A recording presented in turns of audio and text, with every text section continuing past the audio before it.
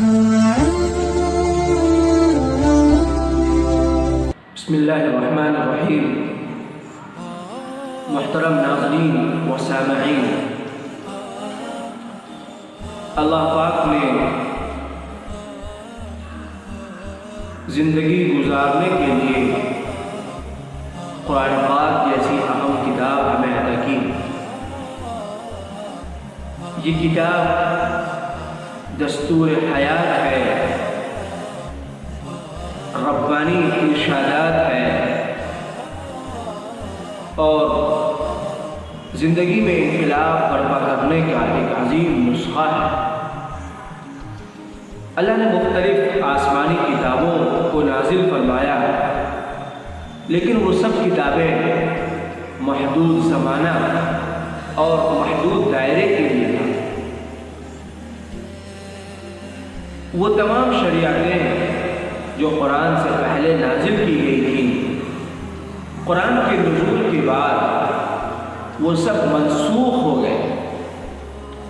اب رہتی دنیا تک کے لیے اور ایک ایک انسان کے لیے قرآن کو اللہ پاک نے بطور ہدایت نامہ کے اور دستور حیات اور رہنما کتاب کے نازل فرمایا۔ بندے مومن کو اس حوالے سے بھی یقین رکھنی چاہیے کہ قرآن اللہ کی آخری کتاب ہے، اب کوئی دوسری کتاب نازل ہونے والی نہیں ہے۔ قرآن کے نزول کا اہم مقصد یہ تھا کہ وہ دلوں کی دنیا میں انقلاب لائے، دلوں کی دنیا کو بدل ڈالے، اور بلا شبہ قرآن نے اس کام کو کل بھی کیا ہے، آج بھی کر رہا ہے اور مستقبل میں بھی کرے گا۔ آپ نے صدر اسلام اور اسلام کے اولین دور کے واقعات سنے ہوں گے کہ لوگ قرآن پڑھتے تھے اور قرآنی تعلیمات کو سن کر، قرآنی الفاظ کو سن کر بے شمار لوگ اسلام میں داخل ہو گئے۔ حضرت عمر جیسے قوی اور طاقتور لوگ بھی قرآن کی آیت کو سن کر اسلام قبول کر چکے۔ آخر کیا وجہ ہے کہ قرآن ہمارے دل کی دنیا کو بدل نہیں رہا، ہماری زندگی میں انقلاب نہیں آ پا رہا؟ اس کی بنیادی وجہ یہ ہے کہ یا تو ہم قرآن کو پڑھتے نہیں ہیں، یا قرآن کو اگر پڑھتے بھی ہیں تو ہم اس کے مفاہیم کو سمجھتے نہیں ہیں۔ اس لیے اس بات کی ضرورت ہے کہ قرآن ہم سے کہہ کیا رہا ہے، اس پر ہمیں غور کرنی چاہیے۔ علماء سے تفسیری کتابوں کے ذریعے ہمیں ان مفاہیم کو سمجھنے کی کوشش کرنی چاہیے۔ قرآن نے تو کہا ہے کتاب انزلناه لقد انزلنا الیکم کتابا فیہ ذکرکم افلا تعقلون۔ ہم نے تمہاری طرف ایسی کتاب نازل کیا ہے جس میں تمہارا تذکرہ، کیا تم عقل نہیں رکھتے؟ ہمیں قرآن میں اپنا تذکرہ تلاشنی چاہیے کہ قرآن کی کس آیت میں ہمارا تذکرہ ہے۔ اللہ اکبر، ہمیں قرآن میں اپنا تذکرہ مل نہیں پا رہا۔ اس کی وجہ یہی ہے کہ ہم قرآن کو سمجھ کر پڑھنے والے اب تک بن نہیں پائے۔ اب تو ہمارے سماج کی صورتحال یہ ہو گئی ہے کہ ہم قرآن کو پڑھتے بھی نہیں ہیں، پورا سال گزر جاتا ہے گھروں میں قرآن کی تلاوت نہیں ہوتی ہے، پورا سال گزر جاتا ہے اور یہ قرآن ختم نہیں ہو پاتا ہے۔ رمضان کے دنوں کو اگر چھوڑ دیا جائے تو شاید پوری بستی میں معدود چند گھر ایسے مل جائیں گے جس گھر میں قرآن کو پڑھا جاتا ہے۔ اس لیے میری پہلی گزارش آپ سے یہ ہے کہ آپ قرآن کو پڑھنے والے بنے۔ اللہ نے قرآن کو پڑھنے کا حکم دیتے ہوئے فرمایا اتل ما اوحی الیک من الکتاب واقم الصلاۃ۔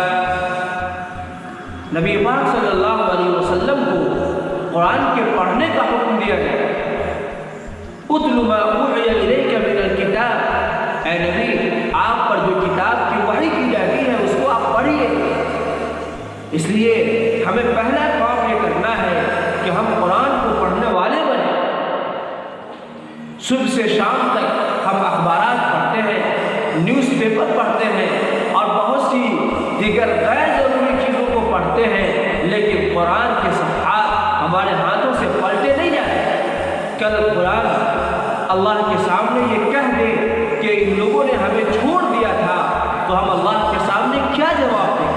وقال الرسول یا رب ان قوم اتخذوا هذا القرآن مهجورا، رسول کہیں گے اے رب میری قوم نے اس قرآن کو چھوڑ رکھا ہے۔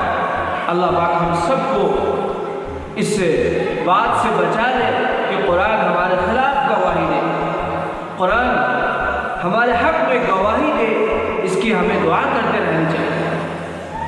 پہلا کام تو ہمیں یہ کرنا ہے کہ قرآن کو پڑھنا ہے، اور دوسرا کام یہ کرنا ہے کہ قرآن کو سمجھنا ہے۔ قرآن کو سمجھنے کے لیے ہمیں معتبر اور مستند تفاسیر سے رجوع کرنا ہے۔ آج ہندی میں، انگریزی میں، اردو میں، عربی میں، دنیا کی جس زبان کو آپ جانتے ہو اس زبان میں قرآن کے تراجم اور تفاسیر موجود ہیں، مستند علماء آپ کے سامنے موجود ہیں۔ آپ ان کے ذریعے قرآن کے مفاہیم کو سمجھ کر اپنی زندگی کو بدلنے والے بنیں۔ آپ یقین کر لیجئے اگر ہم نے اپنی زندگی میں انقلاب لانے کا فیصلہ کر لیا ہے تو یہ قرآن ہمارے لیے کافی ہے۔ اگر ہم قرآن کو پڑھتے ہیں اور سمجھتے ہیں تو اللہ پاک ہماری روزی میں بھی اضافہ فرمائے۔ بالعموم عام طور سے لوگ تجارت میں اور دیگر دنیاوی ضروریات میں مصروف ہو کر قرآن کو چھوڑ دیتے ہیں اور یہ سمجھتے ہیں کہ اس میں جتنی دیر مشغولیت ہوگی اتنی دیر میں کچھ کمانے نہیں۔ میرے دوستو، قرآن سے اعراض کے نتیجے میں ہماری روزی بھی تنگ ہو جاتی ہے۔ قرآن پاک میں اللہ پاک نے فرمایا من اعرض عن ذکری فإن له معیشة ضنکا، جو ہماری ذکر سے، قرآن کی تلاوت سے اعراض کرے گا اس کے لیے روزی میں تنگی ہوگی۔ اس لیے ہمیں قرآن کی تلاوت پر، سمجھ کر پڑھنے پر خاص توجہ دینی چاہیے۔ اللہ پاک ہم سب کو قرآن پاک کو سمجھ کر پڑھنے والا اور عمل کرنے والا بنائے، آمین۔